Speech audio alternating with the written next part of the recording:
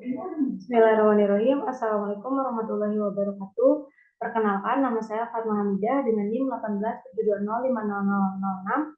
Saya mahasiswi dari Universitas Pancasakti Bekasi, Fakultas Ilmu Pendidikan, Prodi Pendidikan Ekonomi kelas A. Untuk memenuhi proyek mata kuliah perekonomian internasional, di sini saya akan mempresentasikan tentang perdagangan internasional, yaitu kebijakan perdagangan internasional.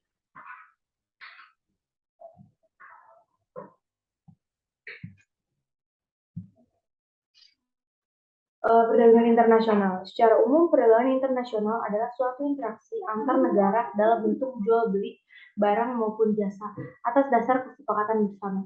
Kerjasama internasional di bidang perdagangan bukanlah hal yang baru saja dimulai, namun sudah ada sejak abad pertengahan.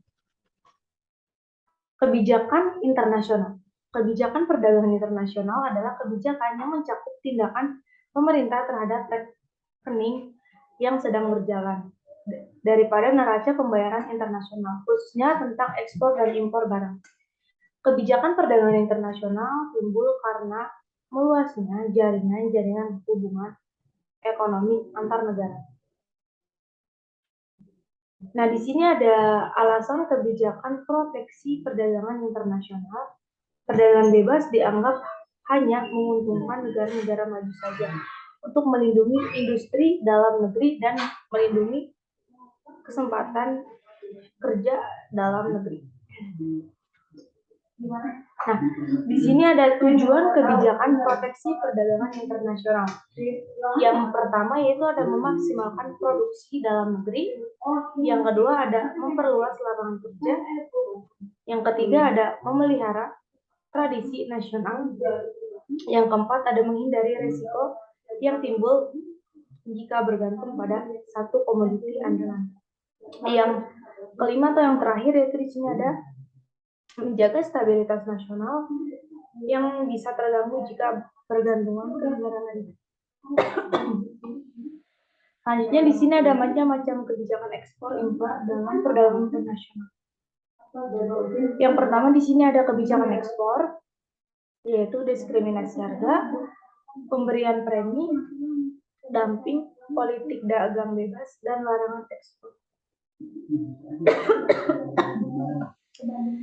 Selanjutnya di sini ada kebijakan impor, yaitu kuota, tarif, subsidi, dan larangan impor. Nah, di sini ada macam-macam kebijakan perdagangan internasional untuk proteksi. Yang pertama yaitu ada pengenaan tarif bea cukai. Pengenaan tarif bea cukai adalah pembebanan biaya atas barang-barang yang melintasi daerah. Hal ini membuat barang-barang yang masuk ke wilayah suatu negara dikenakan bea masuk. Nah, yang kedua di sini ada pelarangan impor. Pelarangan impor merupakan langkah pemerintah untuk melarang masuknya barang-barang dari negara lain untuk melindungi produksi dalam negeri dan mengembangkannya. Dampak kebijakan pelarangan impor adalah harga barang dari luar negeri naik sehingga produksi dalam negeri bisa meningkat dan jumlah barang di pasar menurun.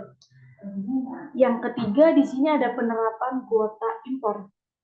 Tujuannya supaya harga barang impor naik sehingga produksi barang dari dalam negeri meningkat karena harganya lebih murah dan mudah laku. Menurunkan peredaran barang di pasar membuat harga barang lebih menguntungkan bagi produsen lokal serta melindungi industri nasional. Yang keempat di sini ada pemberian subsidi, yaitu kebijakan subsidi merupakan tindakan pemerintah membantu menutupi sebagian biaya produksi barang yang dihasilkan produsen dalam negeri. Tujuan pemberian subsidi agar produsen nasional dapat menjual barangnya dengan harga lebih murah dan bisa bersaing dengan produk impor. Yang kelima yaitu ada aksi dumping. Merupakan istilah untuk kebijakan pemerintah yang menerapkan diskriminasi atas harga suatu barang tertentu. Aksi dumping membuat harga barang dapat menjadi lebih murah di pasar luar negeri daripada dalam negeri dan bahkan lebih rendah dari biaya produksinya. Oke, terima kasih. Mungkin itu saja untuk presentasi dari perdagangan internasional, dari poin kebijakannya. Mohon maaf apabila ada kesalahan kata. Wassalamualaikum warahmatullahi wabarakatuh.